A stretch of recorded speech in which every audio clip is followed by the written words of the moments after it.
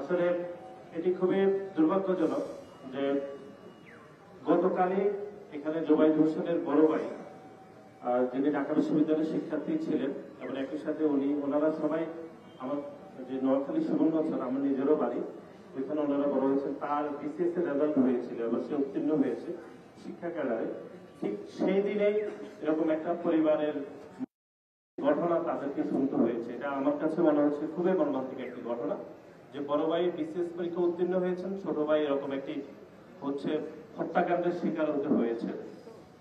তো আমি শুরুতেই এই যে একটি যৌথ সংবাদ সম্মেলন যেখানে পুলিশের উচ্চপদস্থ কর্মকর্তা উপস্থিত আছেন, বিশ্ববিদ্যালয়ের সর্বোচ্চ অভিভাবকরা উপস্থিত আছেন এবং একই সাথে আমাদের সহযোদ্ধা বিভিন্ন ছাত্র সংগঠন প্রেসিডেন্ট সেক্রেটারি উপস্থিত আছেন। এর দ্বারাই প্রমাণিত হয় যে জুবাইর হোসেন যিনি দীর্ঘ সময় ধরে যে গণতান্ত্রিক আন্দোলন একই সাথে শিক্ষার্থীদের অধিকার আদায়ের জন্য যে প্ল্যাটফর্মে তিনি কাজ করেছেন, সেই প্ল্যাটফর্মে তিনি তার ন্যায্যতার সহিত তিনি কাজ করতে পেরেছেন। এটি প্রমাণ করে যে এতগুলো মানুষ এতগুলো মত দ্বিমতকে বলে আমরা সবাই একই প্ল্যাটফর্মে উপস্থিত হয়েছি। এটির একটি কারণ, সেটি হচ্ছে যে প্রকৃত আসামিদের যেন গ্রেফতার করা হয়।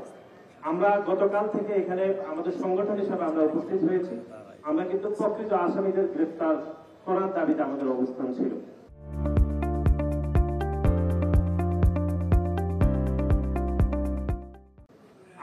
আপনারা জানেন যে গণ অভ্যুত্থান পরবর্তী সময়ে বাংলাদেশ জাতীয়তাবাদী ছাত্র দলের 4টি হত্যাকাণ্ডের শিকার হতে হয়েছে এবং 4টির ধরন কিন্তু একই, যে ছুরিকাঘাত করে হত্যাকাণ্ডের শিকার হতে হয়েছে। এবং সদূর সুবর্ণচরের প্রত্যন্ত গ্রাম থেকে পড়াশোনা করে একটি পাবলিক বিশ্ববিদ্যালয়ে পড়া, এটি অত্যন্ত কষ্টকর একটা বিষয়। আপনারা জানেন সবাই, আমার নিজেরও সুবর্ণচরের বাড়ি।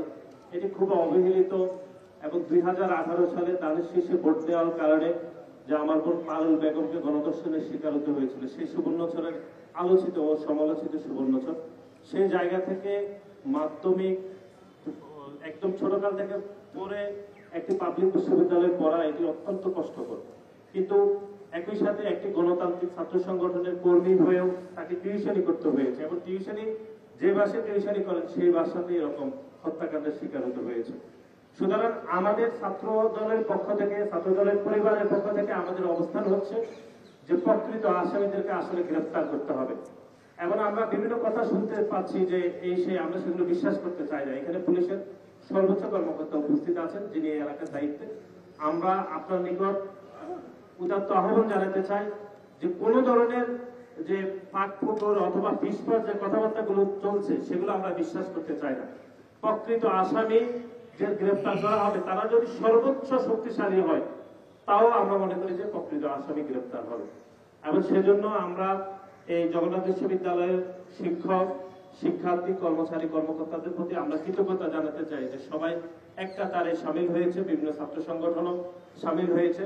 এখানে জগন্নাথ বিশ্ববিদ্যালয়ের সাংবাদিক সমিতি, ডিবেটিং সোসাইটি, বিভিন্ন ছাত্র সংগঠনের প্রেসিডেন্ট সেক্রেটারি, শিক্ষক, কর্মকর্তা, কর্মচারী সবাই এই বিচারের দাবিতে আমরা ঐক্যবদ্ধ হয়েছি। সুতরাং আমরা মনে করি অতি দ্রুত সময়ের মধ্যে আসামিরা গ্রেফতার হবে এবং প্রকৃত আসামি যেন গ্রেফতার হয়, সেটি বাংলাদেশ জাতীয়তাবাদী ছাত্র দলের মূল দাবি।